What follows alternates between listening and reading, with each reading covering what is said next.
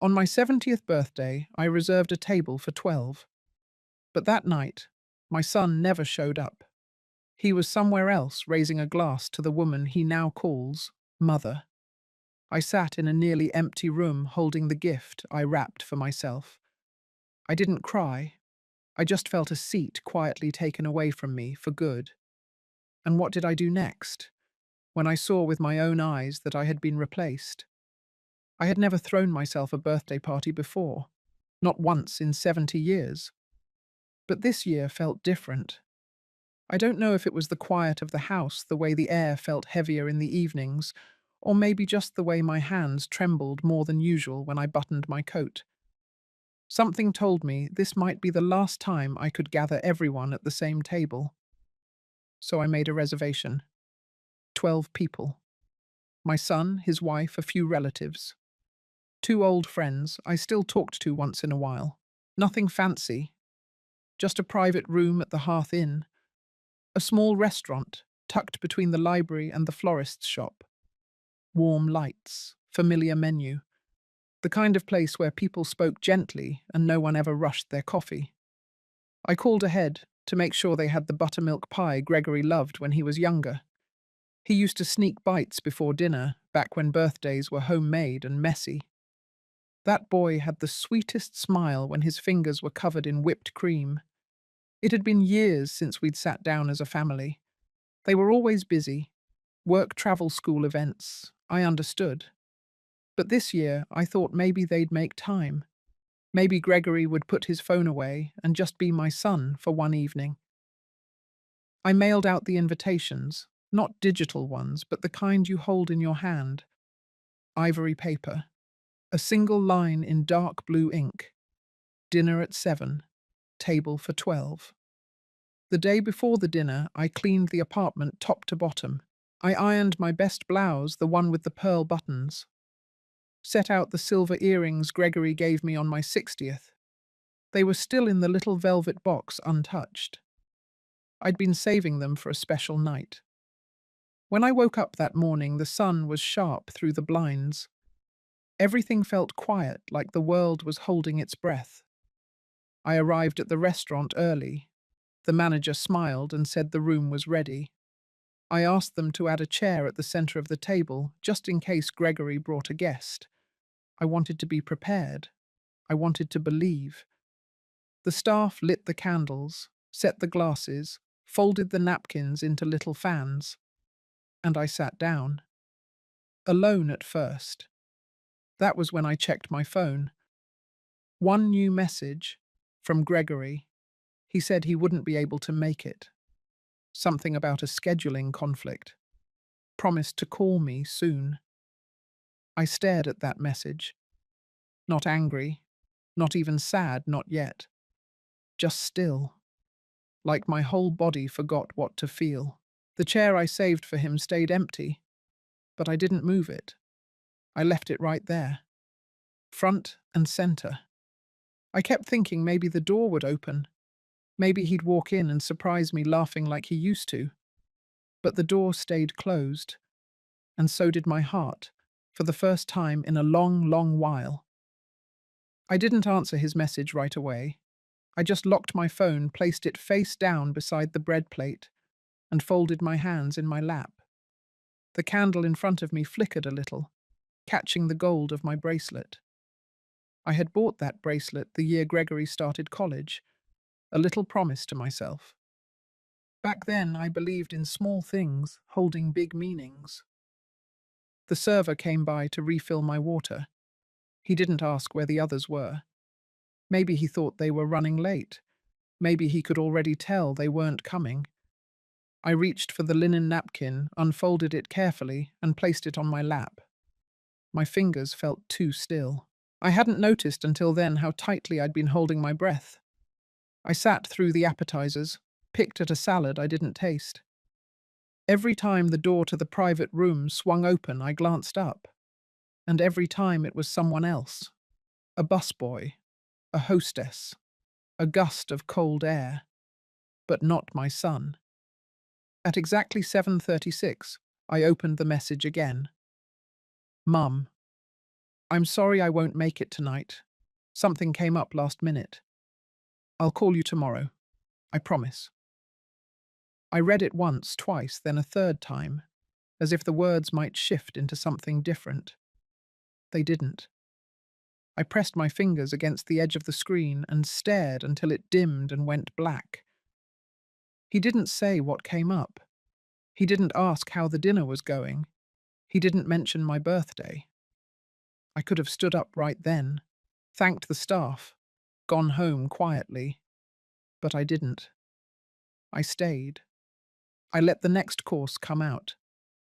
Grilled chicken with rosemary, mashed potatoes, seasonal greens, the kind of meal you eat with people who know your laugh and your stories.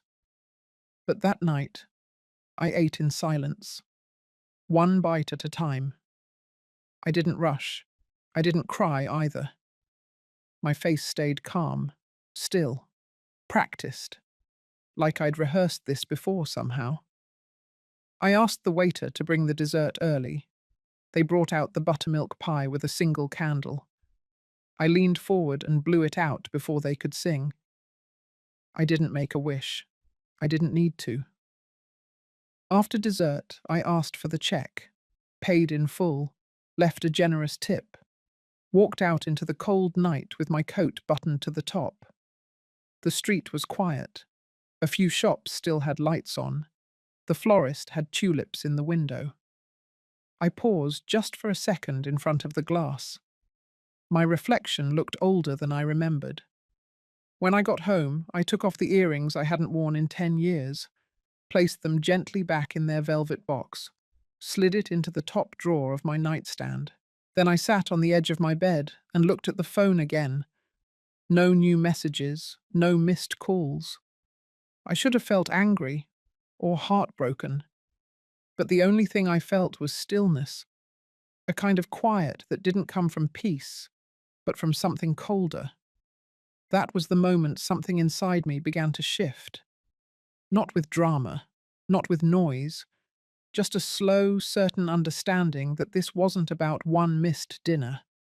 This was something deeper, something I hadn't let myself name yet. Not then, not out loud, but I would.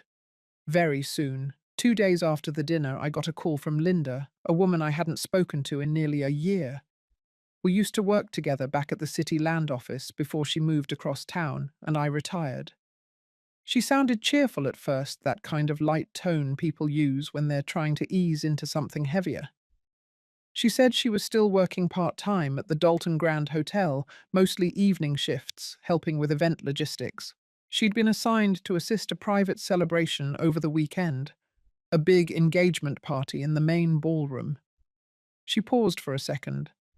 Then she said she saw Gregory there, my son, in a tailored navy suit standing beside Fiona Marchand. They were hosting the event together. Not for themselves, apparently, but for Fiona's engagement to someone else. But Gregory had arranged everything, signed off on the venue, made the toast. He introduced Fiona as the woman who raised him, the one who taught him grace and strength. He called her a guiding light, a mother.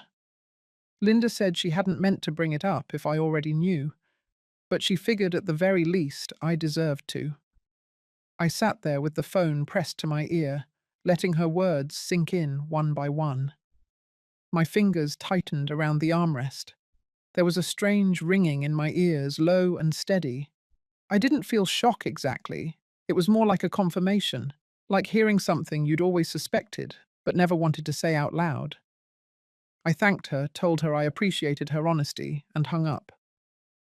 I walked to the kitchen without thinking, turned on the kettle, then turned it back off. I didn't want tea. I didn't want anything.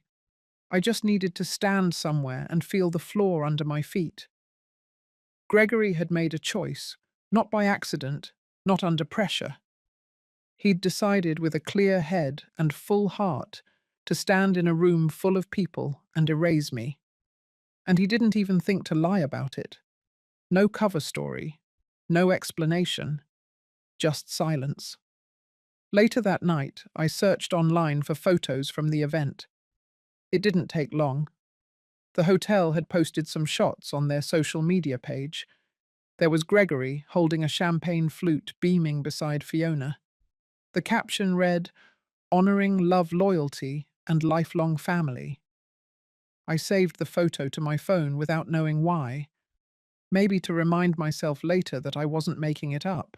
Maybe because part of me still couldn't believe it was real. The next morning, I took the picture and printed it out. I placed it on the kitchen table and sat across from it.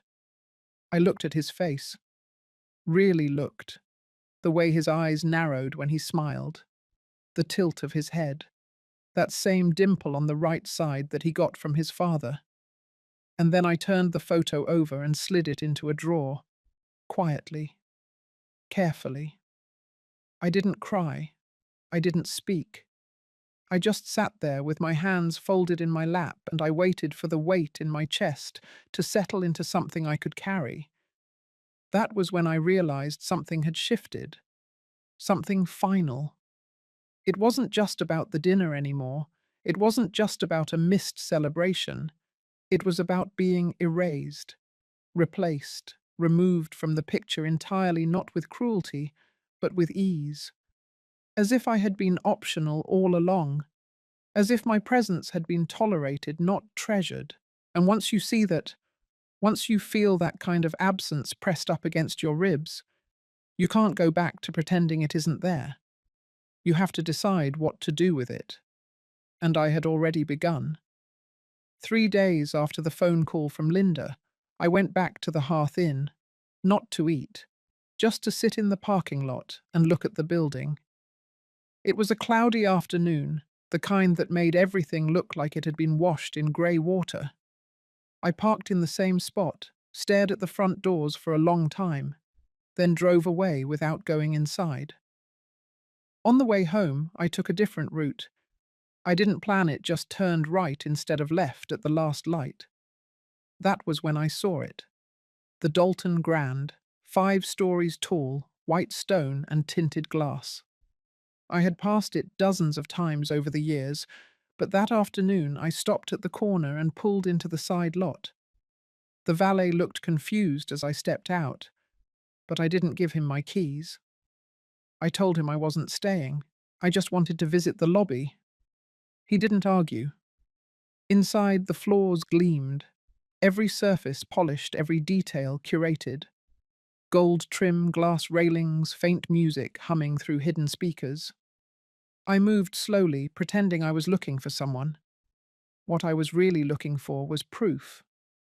The ballroom was still set from the weekend. Someone had left the double doors propped open. A staff member stood at the far end adjusting tablecloths. He barely noticed me. I stepped into the room and let my eyes scan every inch. The chairs were gold-backed. The centerpieces were tall white hydrangeas wrapped in silk ribbon. On the stage was a podium. I imagined Gregory standing there. I imagined the way he must have smiled when he said those words. I had raised him on boxed macaroni and Sunday morning cartoons. I had held him when he cried over scraped knees and whispered through the door when he was too angry to come out. But none of that was in this room. None of that was remembered. This room belonged to someone else. A version of family where I didn't exist. I didn't cry. I didn't touch anything. I just turned around and walked back into the lobby. Before I left, I took one last look at the plaque outside the ballroom door. Dalton Grand, Ballroom A. The name sounded like something out of a magazine. Perfect. Permanent. Clean. Back home, I didn't turn on the lights. I dropped my keys on the kitchen counter and sat down at the table. For a while, I listened to the refrigerator hum and the distant sound of a dog barking across the alley. That night, I didn't sleep much. My eyes stayed open long after midnight, watching the shadows move across the ceiling. Not because I was angry, but because I was done pretending I didn't see what was already clear. Gregory had made a choice, not just to miss my birthday, not just to attend someone else's party. He had rewritten the story of who raised him, And he had done it so easily, so publicly, that the silence after it felt louder than any shouting ever could. That kind of truth doesn't knock on your door. It doesn't ask for permission. It sits down in your home like it owns the place and waits for you to admit it's been there all along. The next morning, I woke early, not from rest, from decision. I poured a single cup of coffee, sat on the back porch, watched the sky shift from slate to pale gold, and I made a quiet promise to myself, one I didn't speak out loud. If I was going to be written out of the picture, then I would be the one to decide what happened next. Not Gregory, not Fiona, not anyone else. The next evening, I asked a neighbour to drop me off near the Dalton Grand. I didn't want to drive myself. I didn't want my car to be seen near the entrance. I asked him to let me out 2 blocks away. It was already dark, and the wind had picked up, rustling the trees along the sidewalks. I wrapped my coat tighter around my chest and walked slowly toward the hotel. This time, I didn't use the front entrance. I went around to the side through a small hallway I remembered from years ago when the hotel hosted charity luncheons I used to attend with my late husband. I knew where the service elevators were. I knew how to move through the building without being noticed. At the end of the hallway, I came to the ballroom again. The double doors were closed this time, but through the glass I could still see the layout. The place looked frozen in celebration, as if the people had left, but their presence hadn't. I pressed my palm against the cool metal handle, then let it go. I didn't need to step inside again. Instead, I turned toward the side corridor and followed the signs to the mezzanine. It overlooked the ballroom from above. From there, I could see the entire space, all the empty tables, the polished stage.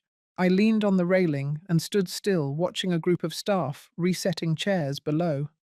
One of them laughed, tossing a napkin in the air. Another hummed as he adjusted a microphone. It was all so casual. Just another day at work. Just another event to clean up after. But for me, that room was a monument, a place where my absence had been solidified. I reached into my coat pocket and pulled out the small printout of the photo I had saved. Gregory standing next to Fiona, his hand at her back, both smiling wide. I had folded it once, then twice, until the edges wore soft. I looked at it for a long minute, then slipped it back into my pocket without unfolding it. There was nothing new I needed to see. After a while, I left the mezzanine and made my way outside again. I didn't say a word to anyone, just walked out the way I came in blending with the night. Back home, I sat at my desk and opened the drawer where I kept our old estate files. My husband and I had drafted them together 20 years ago, back when Gregory was still in high school. At the time, we imagined he would be the one to take care of things, to honor us, to keep what we built close to his heart. I pulled out the documents and laid them flat, read through the names, saw mine and his side by side, saw Gregory's name in bold printed clearly as beneficiary. I looked at it without feeling. No anger, no grief, just clarity. Then I reached for a pen and wrote a note in the margin. One line, enough to remind myself of what I would do next. In the morning, I called Mr. Holbridge, our old family lawyer. I hadn't spoken to him since my husband's funeral. His voice was slower now, deeper, but still sharp. We scheduled a meeting. I told him I needed to make some changes. Nothing drastic, I said, just overdue. He asked if something had happened. I told him yes. Something had become very clear. I didn't explain further. Some truths don't need to be shared to be valid. They only need to be acted on.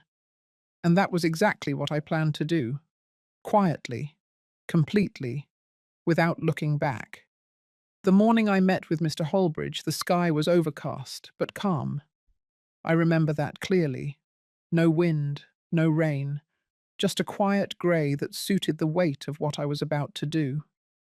I wore my navy coat, the one with deep pockets, and I carried the old estate folder in a worn leather bag I had kept since my husband passed. The law office hadn't changed much, still smelled faintly of old paper and pine cleaner. The receptionist gave me a gentle smile and offered tea, but I declined. I didn't want warmth. I wanted clarity. Mr. Holbridge looked older, thinner in the face, but his mind was as sharp as ever.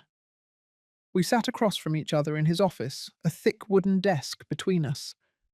I placed the folder down, carefully opened it, and pointed to the last signed version of the will. He looked it over for a few minutes before speaking. He asked if I wanted to update the beneficiaries.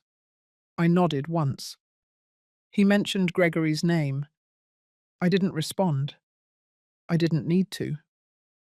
He slid a blank sheet across the desk and pulled out a pen. We worked through the formalities slowly, methodically, no emotion, just details. Property savings insurance stock. I listed them all. Then I told him I wanted to remove Gregory from every account and document he was listed on. Executor emergency contact medical directive. All of it. He raised his brows slightly but said nothing. He had known me long enough to understand when a decision was final. He asked if I had a new beneficiary in mind. I told him yes, but I wasn't ready to list a name yet. I said I wanted the assets to be held temporarily in a trust, the kind that could later fund something meaningful, something built for women like me, women who had been forgotten, replaced, or quietly removed from the rooms they once belonged to. He didn't ask why. He only nodded and wrote it down. The trust would be called the Empty Chair Fund. By the time we finished signing, it was early afternoon. My hands felt lighter than they had in days. I stepped out of the office and stood on the sidewalk for a few minutes watching people go by. A man walked past with his daughter on his shoulders. A teenager passed, holding a bouquet of flowers wrapped in brown paper. Life went on as it always did. Back at home, I took off my coat and laid the signed documents on the dining table. I sat for a while in silence, staring at the new signature page. My name in steady ink. The beginning of a clean break. That evening I made a cup of chamomile tea and stood at the kitchen window. The world outside looked exactly the same. But something inside me had shifted completely. Gregory didn't know what I had done. Not yet. And I had no plans to tell him. Because this wasn't about revenge. It wasn't about making him feel anything at all. It was about choosing myself. Finally. After a lifetime of folding into what others needed, I had redrawn the map. And for the first time in a long while, I knew exactly where I stood. Alone, yes, but not lost, not erased. Simply towing, no longer waiting. About a week after my meeting with Mr. Holbridge, I started sorting through my things. Not the heavy furniture or the old photos yet, but the pieces of life that most people forget to look at. The top drawer in the kitchen, the pile of unused cards in the cabinet above the fridge, the tins of buttons, rubber bands, receipts from places that didn't exist anymore. It wasn't cleaning. It was something quieter. A kind of clearing out. That Sunday afternoon, I opened the hallway closet where I kept the seasonal linens and gift wrapping supplies. At the back, tucked inside a shallow box, I found the last Christmas present I had wrapped for Gregory. It was a leather-bound planner embossed with his initials. I had bought it on impulse after seeing him scribble notes on a hotel napkin the last time we had coffee together. He never picked it up. That coffee had been nearly 2 years ago. I carried the gift to the kitchen table and placed it beside the new legal documents. The contrast struck me. On one side, a token of hope. On the other, a boundary. I didn't open the box. I didn't need to. I knew what was inside. I just sat beside it for a while, hands resting in my lap, feet planted on the cool tile. The air in the kitchen felt still like the moment before a storm that never comes. That evening, I called the financial advisor I had worked with for years and requested that all direct access Gregory once had to shared accounts be revoked. No notifications sent, no explanation offered. Just remove his name quietly and completely. Then I went to the safe in the bedroom closet and took out a manila envelope labeled cabin. Inside were documents from the small summer property my husband and I had bought in Vermont during the early years. We used to take Gregory there every August, before Fiona became part of the story. I had kept it mostly for memory, not function. But the taxes had risen. The pipes were unreliable. It was time to let it go. The next morning I listed the property with a local agent, requesting that all proceeds from the sale go directly into the empty chair fund. No one needed to know why. Not the agent, not the neighbors, not Gregory. A few days later, I stood at the bank with a notary present as I finalized the instructions for the trust. It was official now. All personal assets, including stocks, savings, and property proceeds, were rerouted. The woman handling the paperwork asked if I wanted a notification letter to be sent to my next of kin. I said no. There was no need to inform someone of a chair they had long stopped sitting in. When I returned home that afternoon, the sun was slanting through the blinds, casting a soft grid of light on the floor. I sat in that light and let the silence settle around me. I had expected to feel sadness, but what I felt was something different. Not joy, not relief, something steady, like alignment. The kind of feeling that comes when everything you've ignored finally has a name, and every corner of the room echoes it back to you. Not forgotten, not bitter, just done. It was a Tuesday morning when I mailed the letter. One envelope, cream-coloured, addressed in my own handwriting. Inside there was no greeting, no warm paragraph, no effort to soften the blow. Just a single typed sentence on plain white paper. The kind of message that leaves no room for misunderstanding. Effective immediately, all rights of inheritance and financial association between you and the estate of Meredith Sutter have been revoked. I signed my full name at the bottom. No affection, no anger, just the truth written clearly finally. I sealed the envelope and walked it to the corner mailbox myself. No courier, no tracking. If it arrived, it arrived. If it didn't, that would say enough on its own. When I returned home, I cleaned the kitchen, wiped down the counters, and sat at the table with a cup of black tea. I didn't look at my phone. I didn't wait for a response. That part of me, the part that waited, had gone quiet weeks ago. 3 days passed without a word. Then just before midnight on Friday, my phone lit up. A call from Gregory. I watched it ring until it stopped. Then it rang again. I turned the phone over and let it vibrate in the dark. The next morning I listened to the voicemail. His voice cracked in the middle of the message. Fiona was in the hospital. Something sudden. He didn't give details, just said he needed me, that he didn't know who else to call. He ended the message by saying he was sorry, not for Fiona, for everything. I didn't return the call. Instead, I walked into the living room and opened the window. The air outside was cold and sharp. It filled the space, quickly brushing against my arms like water. I stood there still while the wind moved through the curtains. By evening, he had sent 3 more messages, each one shorter than the last.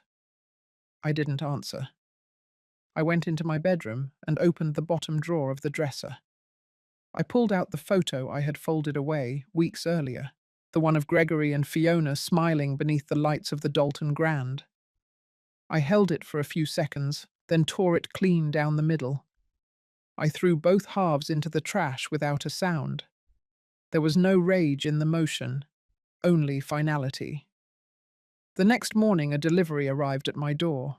A bouquet, white roses, no card. I placed the flowers in the sink and let the water run until the stems floated. Then I drained the basin and set them aside for compost. Some things are too late to hold on to. even the beautiful ones. I spent the rest of the day reading an old novel I'd meant to finish years ago. The ending didn't surprise me. Most stories don't once you've lived enough of your own. That night I locked the front door and stood in the hallway for a moment before bed. The house felt quiet but not empty. There was peace in the stillness now, not from forgiveness, not from forgetting, but from choosing once and for all to stop offering myself to a place that no longer knew my name. And that was the most honest thing I had done in a very long time. The call came at 1:47 in the morning. I saw the name before I heard the sound. Gregory. It glowed across the screen in that dull blue-white light that makes everything feel colder. I didn't pick up right away. I let it ring until it stopped. Then it rang again. And again. The fourth time I answered, his voice was unsteady. There was panic underneath it, but he was trying to keep it from spilling out. Fiona had collapsed at home. Stroke, ambulance, ICU. He said my name the way he used to when he was small and scared, as if just saying it out loud could anchor him to something solid. But there was nothing for him to hold on to now, nothing I was offering. I listened. I didn't interrupt. I didn't comfort him. When he paused long enough to breathe, I asked if someone was with him. He said no, just him and the hospital walls. He said he didn't know who else to call. And that was the moment something inside me finally settled. Not with anger, not with satisfaction, just with understanding. He didn't know who else to call, not because no one else existed, but because in that moment he remembered I had once been the one who stayed through the hard parts, the one who showed up when no one else would. But showing up and being allowed to stay are not the same thing. I told him to take care of himself, that was all. He asked if I would come. I said I couldn't. My voice didn't rise. It didn't shake. It was even like a final line drawn carefully in the sand. There was a long silence on the other end. He didn't push. Maybe he understood, or maybe he was too tired to try. When the call ended, I sat on the edge of the bed with the phone still in my hand. I didn't cry. I didn't feel relief. What I felt was distance, clean and quiet. I set the phone down and went to the kitchen, made tea, the kind I used to brew when Gregory came home sick from school with honey and a little lemon. But this time it was for me. I sipped it slowly, standing by the window, watching the first light of morning creep into the sky. The world was turning again, unchanged. By noon, the phone rang twice more. I didn't answer. That evening, a nurse called from the hospital. Fiona's condition had stabilized. They expected a slow recovery. Gregory had listed me as an emergency contact. I asked her to remove my name from the file. She hesitated, then said she understood. I went for a walk after that, around the block. Past the elementary school, the library, the grocery store where Gregory used to beg for peanut butter cups in the checkout line. It all looked the same, but it didn't feel the same. Sometimes the deepest changes don't come with noise. They come with silence, with choosing not to cross a line even when invited. That night, I turned off my phone before bed, not out of avoidance, but out of certainty. I had already done my part, and now I was done holding space for someone who only reached back when his world collapsed. I was no longer his safe place, and I didn't need to be. 2 days after the hospital call, I sat down at the kitchen table with a box of old papers and a stack of envelopes. There was no urgency, just intention. It was time to let go of the final things I had held on to out of habit, not meaning. In the box, I found the original invitation I had made for my birthday dinner. Ivory cardstock, simple blue print, a table for 12. Gregory's name was circled in pencil, faint and soft now. I traced the circle with my thumb, then slid the card into an envelope, and sealed it without writing a word inside. I added a second item, a folded photo of the restaurant table taken before anyone was supposed to arrive. Empty chairs, candlelight untouched, my reflection faint in the glass behind them. On the envelope, I wrote Gregory's name. No address, no return. I left it on the corner of my desk for a full day before I carried it to the mailbox. Later that night, I baked a small batch of lemon shortbread cookies. I hadn't made them in years. Not since the last Thanksgiving where Gregory actually stayed through dessert. I used to send him home with a tin every year wrapped in red ribbon. This time, I made only enough for myself. No ribbon, no tin. While the oven warmed the house, I packed away a small wooden box from the hallway shelf. It was filled with cards Gregory had made me in school. Crayon drawings, misspelled words, a handprint in blue paint, with a note underneath that said, "I love you bigger than everything." I didn't throw the box away, but I didn't keep it in the hallway either.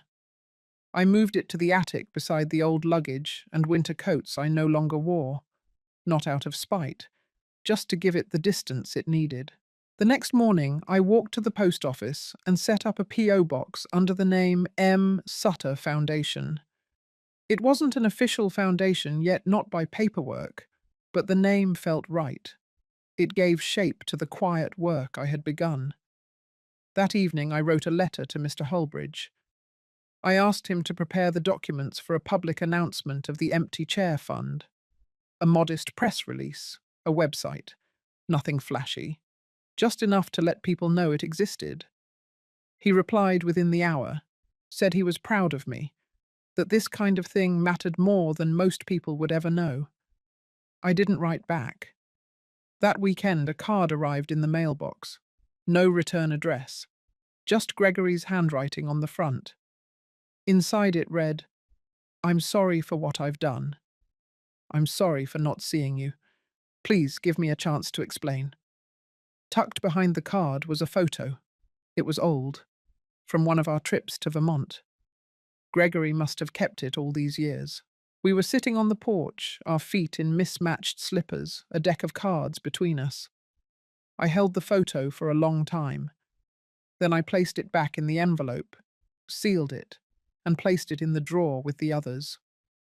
I didn't throw it away, but I didn't answer either. There are things that belong to memory, and there are things that belong to now. And I had finally learned the difference. It had been nearly a month since I last heard from Gregory. No calls, no letters. The silence didn't sting like it used to. It simply confirmed what had already been lived through. I spent more time at the library downtown, working quietly in the side reading room that looked out over the community garden. I was researching organizations that offered support for older women starting over. Women who had given decades to family, only to find themselves invisible once the children grew into people with sharper edges. In the evenings, I started drafting outlines for the Empty Chair Fund. I wanted it to feel honest, not like charity, like recognition, a way to say I see you to women who had spent too long being unseen. I listed categories housing help skills, training, grief, counseling, peer support. It wasn't about grand gestures. It was about giving back a sense of place to those who had lost it along the way. The name continued to echo in my mind. The Empty Chair. It wasn't just about absence.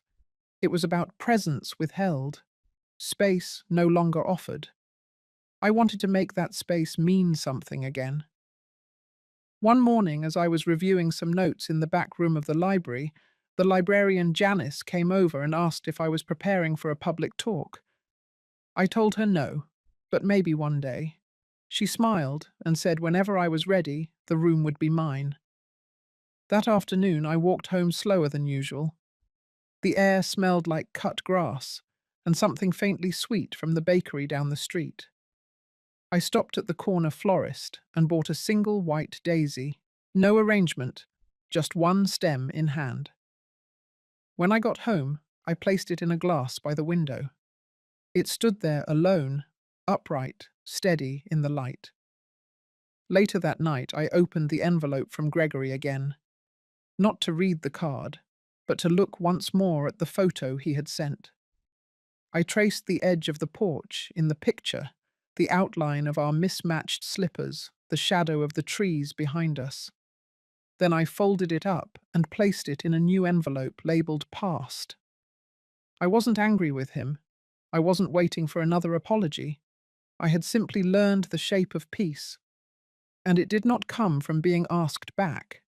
It came from choosing not to return. That weekend, I walked down to the community center and asked if they needed any help organizing their senior outreach board. The woman at the front desk handed me a clipboard without hesitation, said they were glad to have someone like me around. Someone like me. It had been a long time since I heard those words said with warmth. At home that evening, I made a fresh cup of tea and wrote the first draft of a welcome letter for the Empty Chair Fund. It began with 3 words, "You still matter." And this time the words were not meant for Gregory. They were for women like me. Women who had spent years holding up the walls of their families, only to find themselves outside the house when everything settled. It was no longer about being included. It was about becoming whole again, on our own terms. On my 71st birthday, I booked a table for 2 at the same restaurant. Not the Dalton Grand, not anywhere grand at all. Just a small place with wooden chairs, warm lighting, and a corner booth that overlooked the sidewalk. I didn't invite Gregory. I brought a book and a pen, ordered my favorite meal without checking if anyone else had allergies or preferences. I sat by the window and watched the world move outside as I chewed slowly without rushing, without waiting. There were moments I thought about the past, not with pain, more like the way you glance at a road sign while passing it, knowing it no longer leads to where you're going. When the dessert came, I asked for 1 candle. The waiter smiled and didn't question it. I lit it myself and didn't make a wish. I didn't need to. After dinner, I walked home under a soft stretch of sky, my coat buttoned high against the wind. The porch light was already on when I arrived. I stepped inside, placed my keys on the hook, and exhaled a quiet breath I hadn't known I was holding. There were no messages waiting, no cards, just the hum of the heater and the silence of a home that no longer echoed with someone else's absence. That night, I wrote the final line of the welcome letter for the Empty Chair Fund. Not forgotten, not left behind, just beginning again on your own. And as I folded the letter, placed it into an envelope with the first brochure, I felt something I hadn't in a very long time. Not happiness, not even closure, just peace. A quiet, earned peace that doesn't ask to be seen, but settles anyway, like a warm coat over tired shoulders. I was no longer waiting to be chosen. I had chosen myself. If you've ever found yourself sitting at a table you set for others who never came, this story was for you. If your silence has been mistaken for weakness or your grace for permission, I hope you heard yourself in these words. And if you've been written out of someone's story, I want you to know this: you still get to write your own.